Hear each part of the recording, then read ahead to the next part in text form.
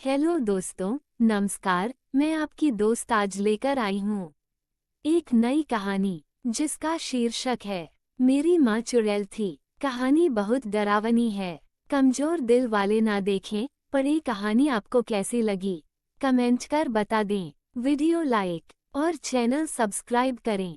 धन्यवाद। जैसे ही दरवाजा खुला, सामने मेरी माँ नींद में दीवार की टेक लगाए बैठी आंखें मूंद कर पानी मांग रही थी।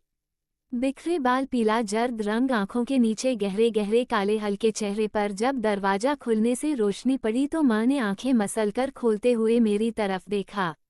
मुझे अपने सामने देखकर उनके चेहरे पर मुश्किल से मुस्कुराहट फैली थी, मगर एक बेजान सी मुस्कुराहट थी। चेहरा पूरी तरह खून से तर था, मगर यूं लगता था जैसे खून अब उनके चेहरे पर सूख चुका हो। इनके मुस्कुराने से वो काफी खौफनाक लग रही थी। रीढ़ की हड्डी में सनसनी सी दौड़ी थी। अगर दादी का कहा सच हुआ तो, माँ में अभी भी कोई चुड़ैल हुई तो वो मुझे कच्चा चबा जाएगी। मेरा दिल जोर से धड़का था।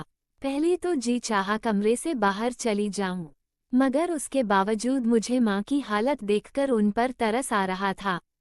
क्या से क्या हालत हो चुकी थी उनकी। मेरे अंदर से एक आवाज आई तो मैं बगैर कुछ भी सोचे फौरन पानी का गिलास भरकर ले आई ताकि माँ को पानी पिला सकूं।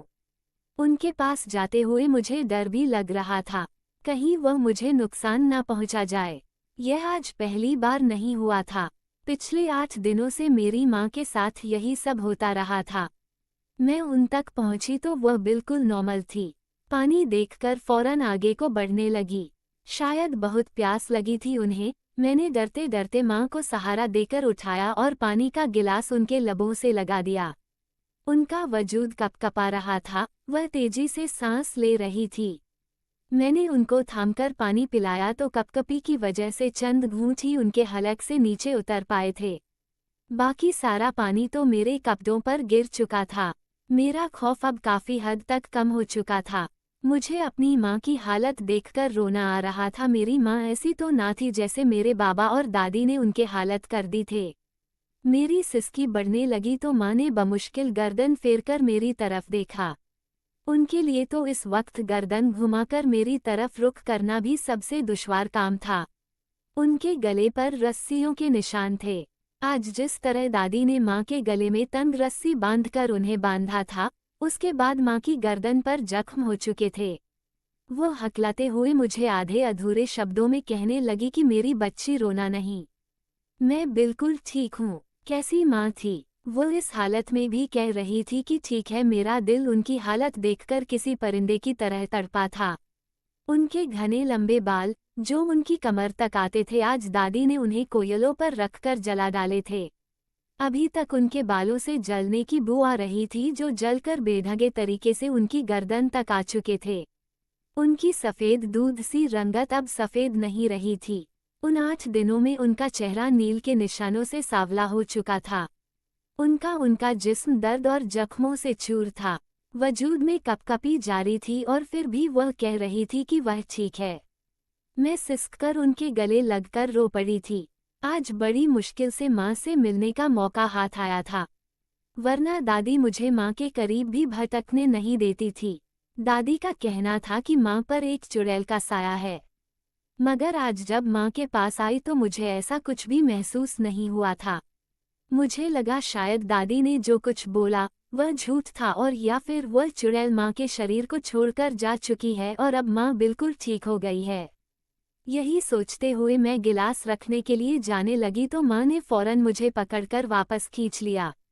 मैं बौखलाकर पलटी और माँ के करीब जा गिरी, मगर जब नज़र माँ के चेहरे पर पड़ी तो एक चीख मेरे हलक से निकली, क्योंकि माँ का चेहरा बहुत बुरी शक्ल में बदल चुका था।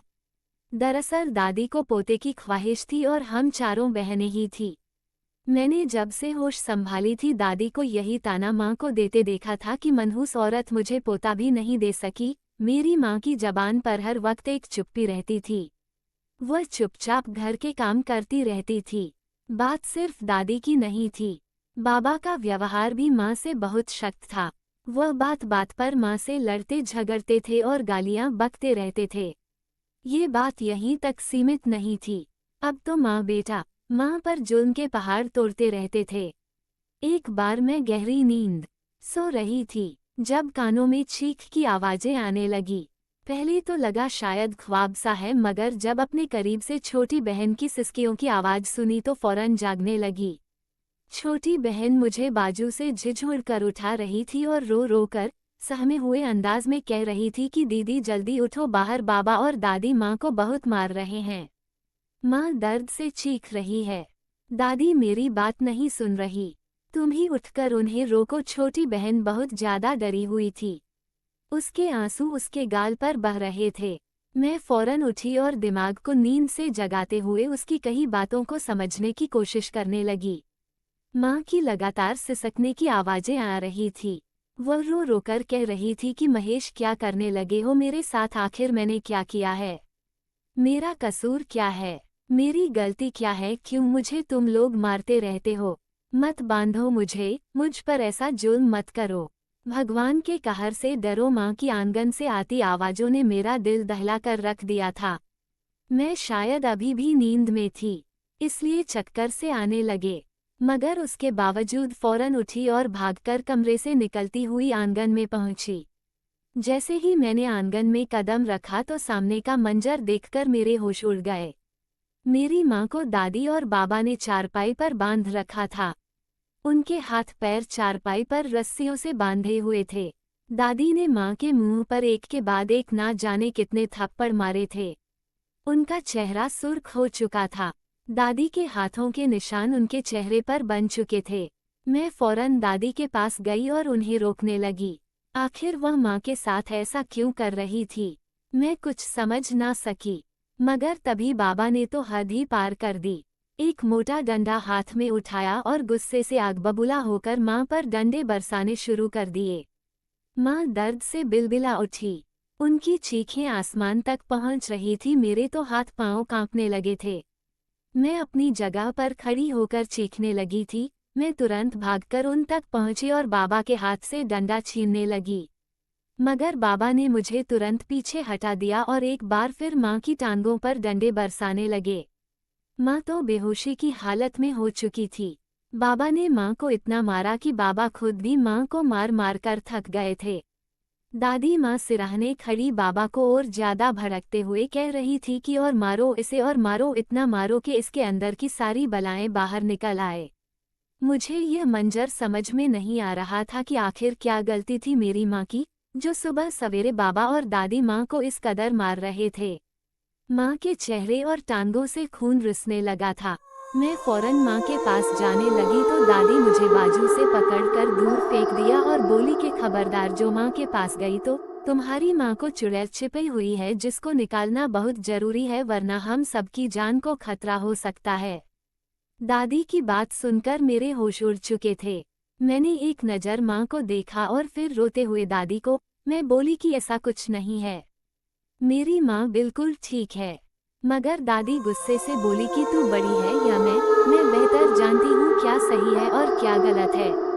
अगर इस हालत में तू अपनी माँ के पास गई तो तुझे भी अपने जैसा बना देगी। बाबा भी दादी का फेवर करते हुए मुझे माँ से दूर करने लगे और फिर कमरे में भेजकर दरवाजा बंद कर दिया। मैं और मेरी छोटी तीनों बहन माँ की यह हालत देखकर रो रही थी। मुझे ये बात समझ नहीं आ रही थी कि आखिर अचानक बाबा को क्या हो गया था जो वह माँ के साथ ऐसा व्यवहार कर रहे थे। कल तक तो सब कुछ ठीक था। मेरी माँ बेहद खूबसूरत थी। मुझे याद है कि जब मैं छोटी थी तो बाबा माँ का बहुत ख्याल रखते थे।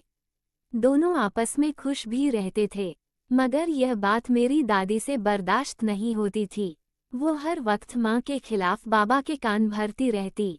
पहले पहल तो बाबा नज़रअंदाज करते रहते, मगर फिर उनके दिल में भी मेरी माँ के लिए नफरत के जज्बात उभरने लगे। वह पहले तो माँ की बुराई करने लगते, लेकिन फिर एक बार उनको थप्पड़ मार दिया। मेरी माँ को नानी के घर भी जाने नहीं देते थे। किचन में अगर माँ से कोई काम खराब हो जाता तो मेरी दादी माँ की छुटियाँ पकड़कर खींच देती, उन्हें मारने लगती। मेरी माँ रोने लगती, लेकिन दादी को रहम न आता और न ही बाबा को। मैं कमरे की खिड़की से बाहर का मंजर बखूबी देख सकती थी, मगर काश मैं माँ के पास जाकर उनको इस जुल्म से बचा सकती। माँ दर्द से चीखकर बेहाल हो चुकी थी। बाबा माँ को मार मार कर अब डंडा एक तरफ फेंक चुके थे। उसी वक्त दादी किचन में गई और फिर कुछ देर बाद जब बाहर निकली तो उनके हाथ में सुर्ख लाल मिर्चें थी। उन्होंने एक थाली में उन मिर्चों को रखा और फिर जलते हुए अंगारों को उन मिर्ची पर रखकर उसे माँ के सिरहाने रख दिया।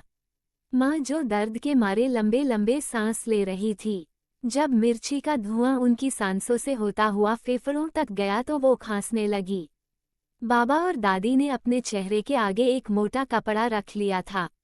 मेरी माँ बेचारी खास खास कर बेहाल हो चुकी थी। उनकी आंखें बिल्कुल सुर्ख हो चुकी थी। उनसे तो सांस लेना भी दूभर हो गया था। वह धुआं सीधा उनके चेहरे पर जा रहा था। दादी ने तो जुल्म की आज हद ही पार कर दी थी। मैं रो रो कर हाथ बांधते हुए बाबा और दादी की मिन्नतें कर रही थी कि प्लीज इन्हें छोड़ दें। इनकी गलती क्या है, वह किस गुनाह की सजा दे रहे हैं। माँ को मिर्ची की धूनी देते हुए दादी ने उन पर कुछ पढ़कर फूंक मारनी शुरू कर दी और फिर उसके बाद किसी पानी का छिड़काव करके उन्हें यूं ही पड़ा छोड़ दा। आज जो कुछ बाबा ने किया था उसके बाद तो मुझे बाबा से बहुत ज्यादा डर लगने लगा था। आखिर वह माँ पर ऐसा जुल्म कैसे कर सकते थे। बाबा मेरे करीब आए और मुझे अपने पास लाकर बोले कि बेटी अब अपनी माँ के करीब बिल्कुल भी मत जाना। उसके अंदर एक चुड़ैल आ चुकी है।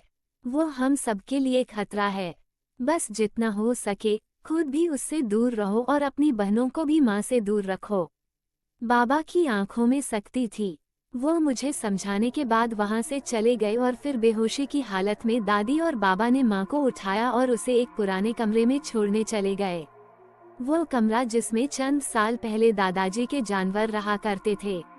वह माँ को वही गिरा कर खुद बाहर निकल आए और दरवाजे को कुंडी लगा दी।